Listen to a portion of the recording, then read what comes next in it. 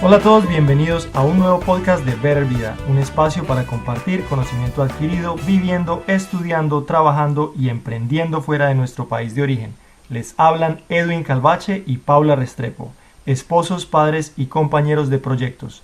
Nuestro tema de hoy es renacer y reinventarse después de la adversidad. Bueno, hoy tenemos una invitada muy especial, más que describir sus múltiples logros académicos y profesionales, yo quiero decir que es una amiga. La conocí en la universidad cuando estábamos haciendo la maestría.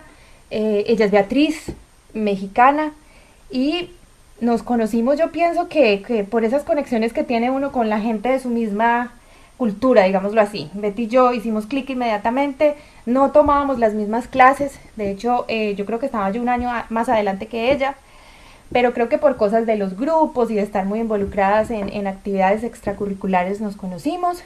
Aparte de eso, las dos teníamos una conexión muy fuerte con la música y empezamos a cantar juntas. En fin, fue una experiencia súper bonita y después de, digamos, de graduarnos las dos, unos años más adelante, Beatriz me invita a su matrimonio. De hecho, ella me invita a su matrimonio en Illinois. Y yo muy descaradamente le digo, Betty, pero tú vas a hacer matrimonio en México. Y me dice, sí. Ah, bueno, pues yo quiero irse al de México. Y ella me dice, por supuesto que sí. Entonces vamos al matrimonio de México. Lo disfrutamos como nada. Fue un momento precioso. Muchísimo. Y al mes después del matrimonio, cuando regresamos, yo me entero y Beatriz me cuenta que la han diagnosticado con cáncer. Entonces hasta ahí me acuerdo yo. Beatriz, ¿tú te acuerdas de algo más que yo no esté recordando? No, o sea, básicamente fue parte de la historia y sí, la conexión con la música siempre fue como lo que nos unió aún más que la escuela y pues sí, así contaste perfecta la historia. Pues bienvenida, Betty, te agradecemos mucho que nos acompañes compartiendo tu experiencia de vida con un momento difícil de tu vida, pero creo que ha traído muchísimas bendiciones y muchas cosas positivas. Y bueno, te agradecemos por tu tiempo y por estar con nosotros y compartirlo con Better Vida. No, gracias a ustedes, Pau y Edwin. O sea, al contrario, yo súper contenta de estar aquí y sobre todo muy agradecida con ustedes, pues por todo este acompañamiento que nos han dado tanto a mí como a David en todo este proceso, desde que nos casamos hasta pues todo este proceso que hemos tenido y pues el hecho de que ahora ya son 4 años en que estoy en remisión, entonces es una bendición y es una cosa muy, muy, muy, pues con mucha alegría que quería contar, ¿no? O sea, toda la trayectoria. Vale, vale. Pues bueno, Betty, cuéntanos un poquito de pronto del proceso inicial cuando tú te enteras, cuando te dan el resultado, qué sucede en tu vida, cuáles son esas cosas de pronto que tú empiezas a mirar hacia adentro y que de pronto hacen que la vida de pronto tome otro rumbo. Sí, entonces a mí cuando después de que nos casamos, yo para esto estaba pues corriendo, organizando la boda en Illinois, la boda en México, nos fuimos de luna de miel a España y demás, entonces estaba muy ocupada y realmente los síntomas que en ese momento tuve, para mí como que no hicieron mucha, digamos, como mucho ruido, ¿no? Yo dije, no, pues estoy ocupada y demás, y de alguna manera dije, después de la boda voy al doctor porque me dijo que me tienen que hacer una biopsia en el cuello. Yo en ese momento como que no pensé nada hasta que empecé como a investigar y en internet, cosa primera que hice, que no es a veces el mejor recurso, pues uno se empieza a encontrar mucha información y pues cuando no estás muy, muy informado, pues te empiezas a panicar y ahí fue cuando dije, oh, creo que esto sí es muy serio. Sí. Y de alguna manera, yo ya empecé a sentir en ese momento que algo estaba mal con mi cuerpo. O sea, yo dije, híjole, creo que sí hay algo mal. Entonces, cuando me hicieron la biopsia, y pasaron unos 10 días, era por ahí de la semana de Thanksgiving acá en los Estados Unidos, la última semana de noviembre, y yo ya sabía que algo estaba mal. Entonces, como que mentalmente yo estaba preparada para escuchar lo peor. Y de hecho, antes de ese diagnóstico, David me dijo, pues mira, hay que estar esperando lo mejor, pero estar listos para lo peor. Entonces, de alguna manera, como que mentalmente yo ya estaba lista para lo que viniera y la noticia que fuera. esperando que fuera la mejor, pero desafortunadamente, pues el doctor en ese momento me dice, pues tienes cáncer, un linfoma de Hodgkins, y es una etapa 4 porque es un cáncer que ya está en varias áreas de tu cuerpo, es un cáncer que ataca el sistema inmune y dice, y por ende tenemos que, o sea, tienes que encontrar tratamiento y demás ya. Y yo, ¿qué? O sea, fue muy impactante, pero de alguna manera yo mentalmente estaba como lista, aunque no quería escuchar esa noticia, pero lista para responder. Ok. Y sí, Bueno, entonces digamos que el proceso empieza, yo me imagino que empiezas a acercarte de pronto como a más diagnósticos, de pronto exploraste otros médicos, ¿qué aprendiste también como de ese proceso de acercarse a los médicos y de escuchar y de tomar decisiones con base en lo que ellos te decían? sí, yo creo que fue el aprendizaje más grande. Al principio te sientes como muy perdido en este mundo de doctores, de información, de falta de conocimiento, de que no sabes a dónde ir. Y entonces lo que empecé a hacer, pues, fue volverme mi propio, ahora sí que embajador y mi propio investigador de todo. Entonces, hacía preguntas, leí muchísimo, me acerqué a gente que había sido diagnosticada con el mismo tipo de cáncer, haciéndoles preguntas y tratando de encontrar respuestas para estar mejor informada y tomar decisiones. La primera cosa que hicimos fue decir, ok, ¿en dónde hay tratamiento, cuáles son los costos y demás? Entonces, fue obtener información y en la medida de lo posible tratar de tomar la decisión con la información que teníamos y cuestionar.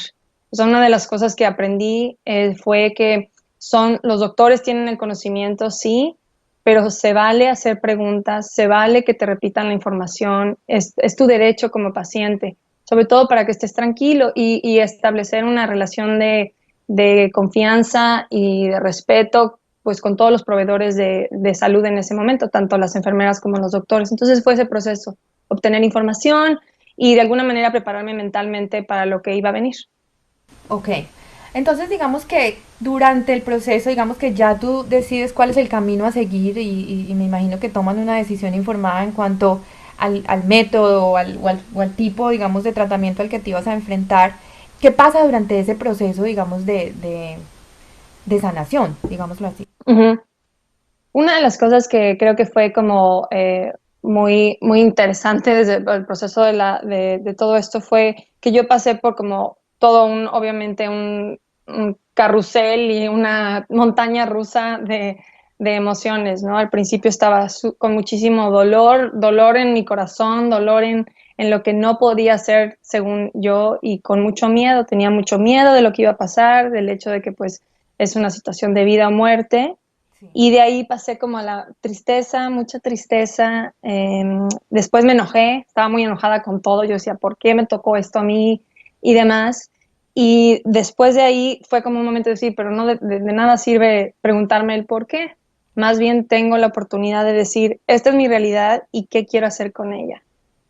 Entonces fue en ese momento fue como pues acercarme a diferentes como recursos, tanto pues para mantenerme mentalmente fuerte, como rodearme de personas, tanto de mi familia como de amigos que iban a darme como como energía positiva de alguna manera o como que no iban a sentirse, ay, pobre de ti, o que iban a decir, ay, mira, qué mala suerte, ¿no? O sea, no, sino que eran gente que iban a decir, vamos para adelante, estamos contigo y te vamos a ayudar. Entonces, fue como crear un círculo de apoyo para poder yo aguantar mentalmente y físicamente todo lo que iba a venir con las quimioterapias y tratamientos y demás.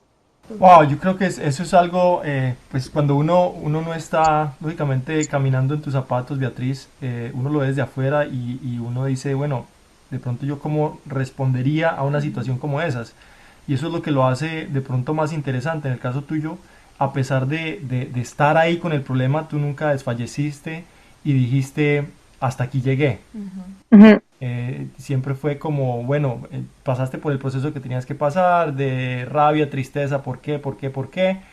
Pero luego dijiste, bueno, pues definitivamente tengo una oportunidad todavía, vamos a echarle ganas, a sacar lo mejor de esto y voltear la situación, ¿no? Y yo pienso que dijiste algo bien interesante, yo creo que lo he leído en varios libros, uno interesante, no recuerdo el nombre de él, pero de Jim Rohn, en donde él dice que no importa las circunstancias que se te presenten a ti, esas circunstancias tú definitivamente no las puedes cambiar.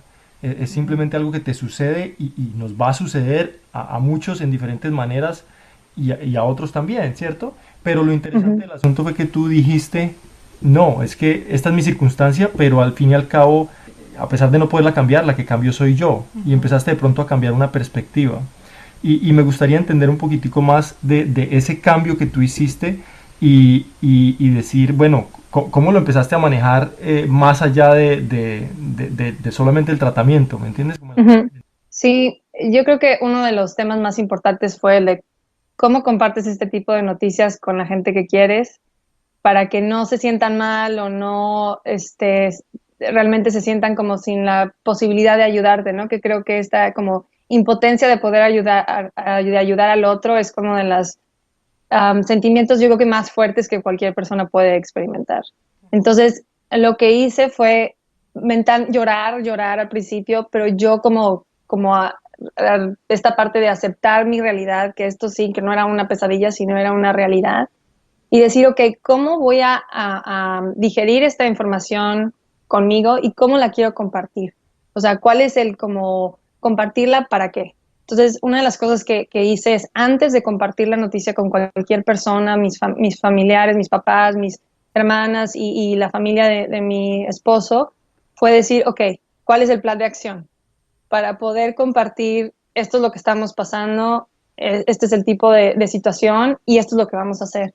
Para que hubiera un como cierto confort en el que, ya están haciendo algo.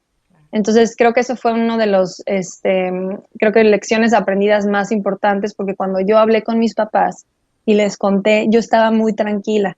Entonces yo no me puse como histérica o, oh, ¿qué va a pasar? No, sino como que les dije, miren, esto está pasando, pero voy a estar bien, voy a salir adelante y este es el plan de acción.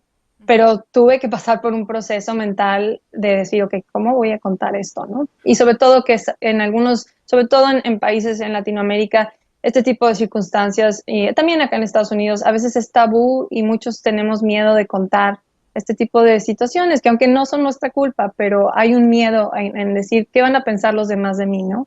Claro, claro.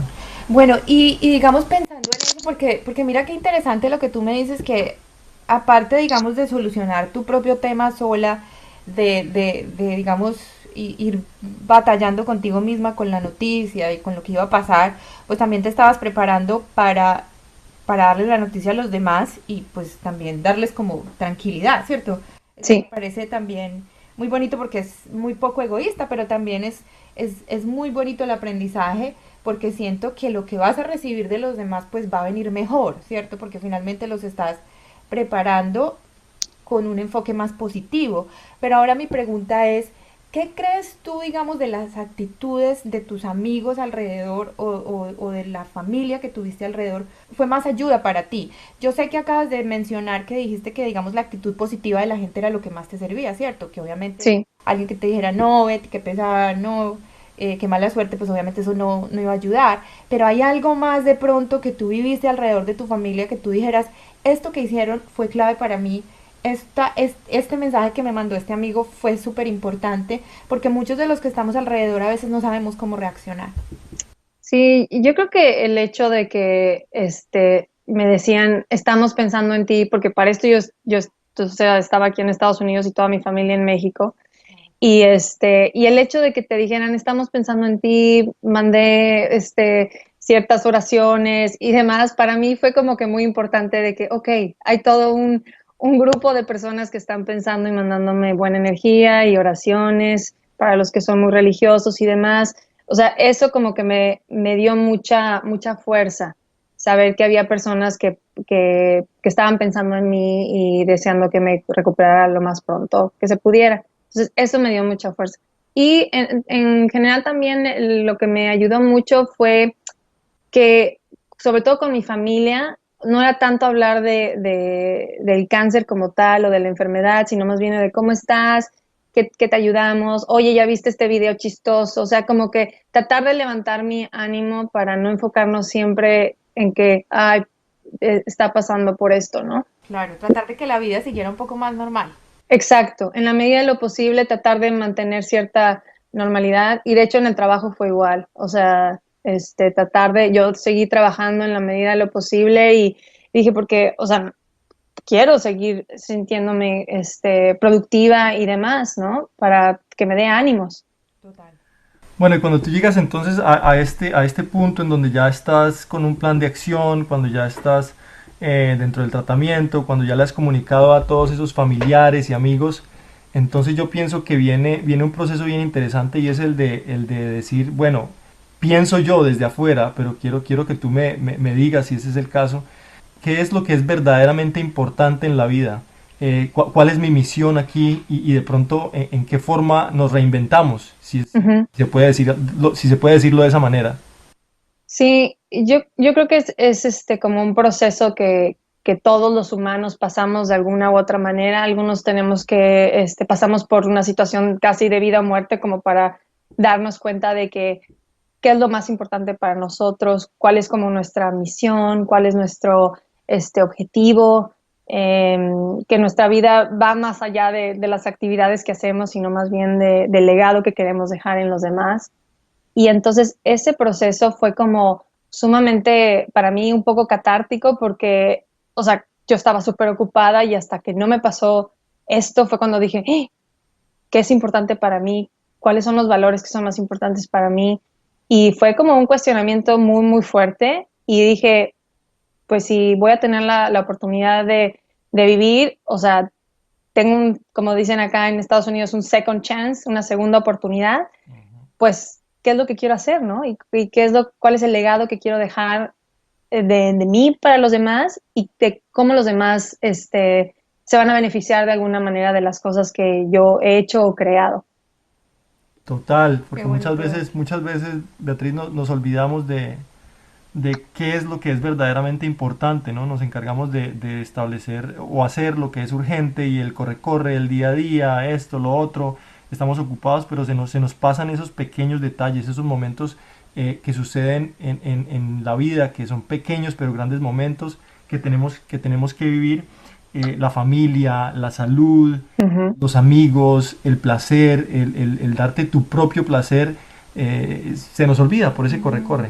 Mm, sí. Sí, y sobre todo más en estos tiempos de que pues tenemos todo este acceso de información, nuestros teléfono, computadora, que son realmente herramientas extraordinarias, pero también nos hemos vuelto sumamente dependientes de las mismas. Entonces llega un momento en que corremos tanto en esta vida que a veces se nos olvida de que, ay, le hablé a mis abuelos, les hablé a mis tíos, les pregunté a mis compañeros cómo están, o sea, cosas que son sumamente sencillas que las damos ya por hecho.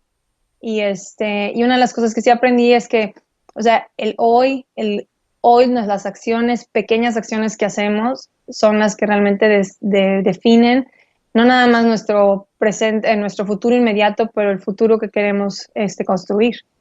Entonces es cada actividad, si somos buenas personas con nuestros compañeros, si hablamos con nuestra familia, si de nuestra boca nada más salen cosas positivas para los demás. Entonces es el presente que define mucho nuestro futuro desde mi opinión. Totalmente. Beatriz, ¿hay algo que tú viste o viviste en el proceso que por el hecho de ser inmigrante fue diferente? ¿Que tú crees que si lo hubieras vivido en tu país, México, hubiera sido diferente? Obviamente puedo pensar que lo primero es la familia, ¿cierto? La cercanía. Pero hay algo que de pronto, porque tú sabes que la gran mayoría de oyentes de Ver el Vida son inmigrantes, Ujú. están en muchos países, y que de pronto esta información puede ser súper importante y mucha gente que se está enfrentando sola como inmigrante a esta enfermedad.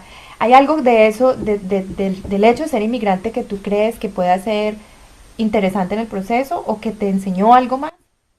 Por supuesto, una de las cosas que aprendí que es básicamente la gran mayoría de los hospitales, por lo menos en los Estados Unidos, siempre van a tener servicios de intérprete en dado caso que sientas que hay ciertos términos de inglés que van a ser complicados. Tú puedes pedir un intérprete, hay hospitales que los ofrecen ya por el momento de que cuando eres admitido para cualquier tipo de tratamiento, incluso una situación de emergencia tienen ese servicio. Otra cosa que aprendí es que en nuestros países, en Latinoamérica, hay veces que el tema sobre todo de cáncer. Hay algunos países donde se maneja un poco más abierto, donde hay más información, pero hay otros en los que todavía no están en ese proceso de tener información. Entonces, al igual que en Estados Unidos, hay que preguntar a los doctores. Si uno no entiende, preguntar otra vez, que no nos dé pena.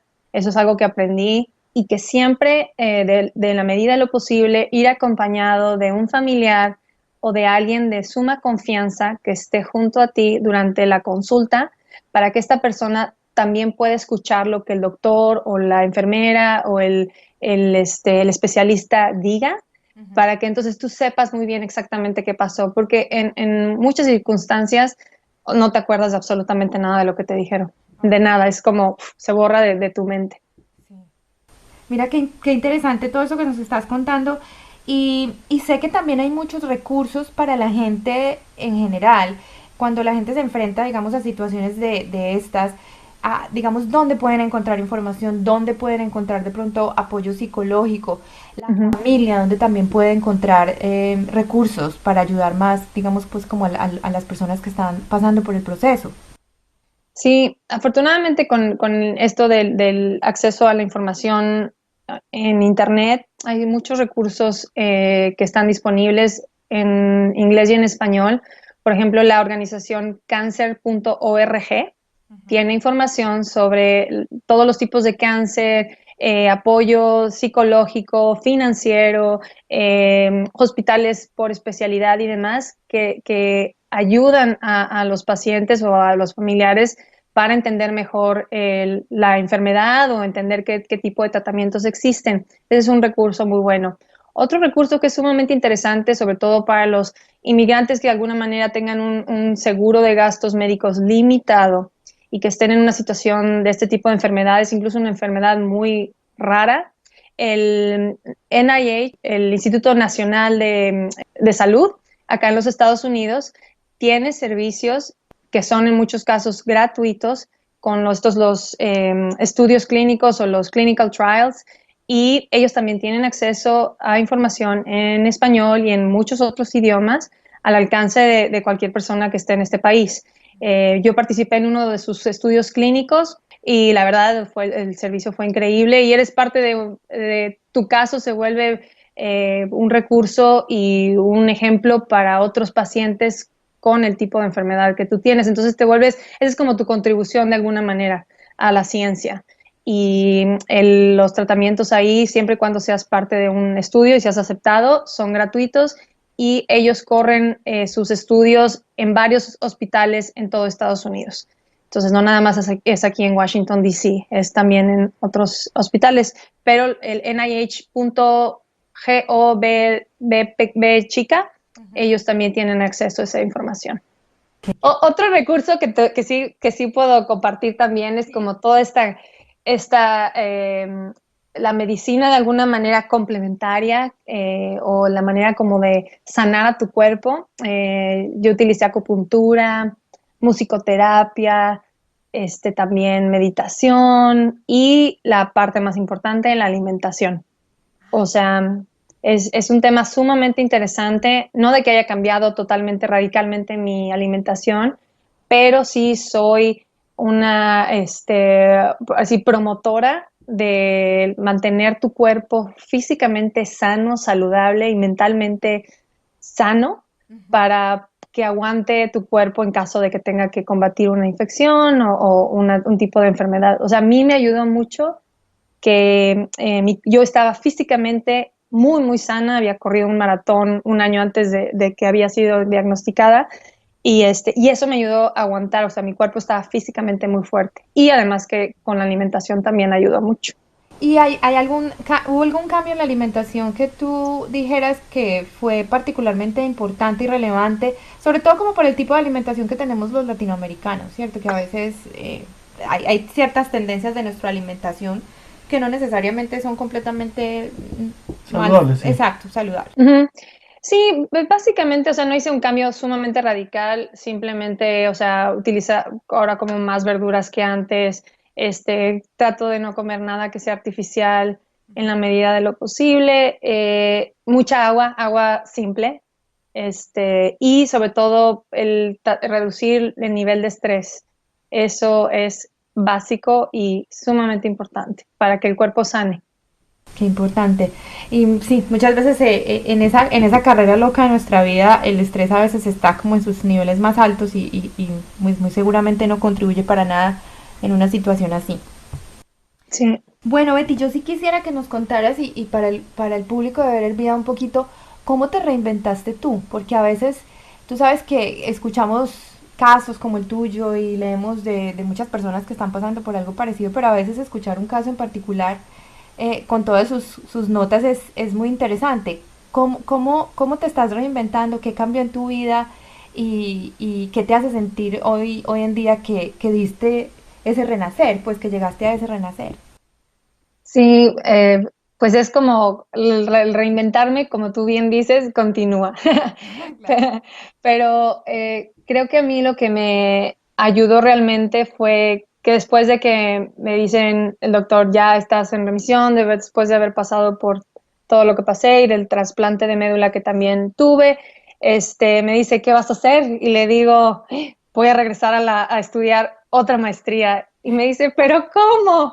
Y le digo, sí, es que, o sea, durante todo este proceso llegué a la conclusión de que una de las cosas que quiero hacer es construir empresas, construir ideas, construir proyectos que ayuden a los demás de alguna manera y con eso ellos puedan realizar sus sueños. Entonces me dice, ok, está bien, y parte del reinventar mi vida y de también cambiar un poco mi carrera profesional fue el hacer una maestría en negocios en la Universidad de Maryland, que terminé el año pasado, y a partir de eso, pues muchas cosas se han dado muy positivas en mi vida, el hecho de que sentirme parte de nuevo de una comunidad, el hecho de saber que pocas personas conocen por lo que pasé, y entonces eso me da como chance de crear una nueva versión de mí misma sin que sientan que, ay, mira lo que pasaste, qué difícil, y ay, pobre de ti, ya estás bien. Entonces es como que me dio la oportunidad como empezar de nuevo y de realmente como innovar. Entonces me volví, haz de cuenta que siempre había sido creativa toda mi vida, la música es parte de mi vida, pero haz de cuenta que mi creatividad como que resurgió Sí. y me volví sumamente apasionada con la parte creativa y el hecho de lanzar un negocio. Entonces lancé una página web para hacer cajas de regalo y mandarlas a personas que están pasando por situaciones difíciles o porque son pacientes con cáncer. Y entonces realmente fue como ese reinventar y ahora trabajo para la Universidad de Maryland, en fin, ese proceso fue lo que me ayudó. Y a mí yo realmente digo que una de las cosas que me ayudó a sobrepasar pues toda la ansiedad que quedó como un efecto secundario de pues todo lo que pasé, ansiedad, tristeza, a mí me ayudó el volver a la universidad. Eso fue. Y el rodearme de una comunidad como motivada a crear. Qué bien. Bueno, Qué y es bonito. que yo como que cuando pienso que tú puedas hacer una mejor versión de ti misma, me parece difícil porque ya me parecías espléndida, extraordinaria. Así que me puedo imaginar cómo puede ser todo lo que estás creando alrededor de Betty reinventada, que debe ser así Betty versión 2. Sí, es 2.0, sí.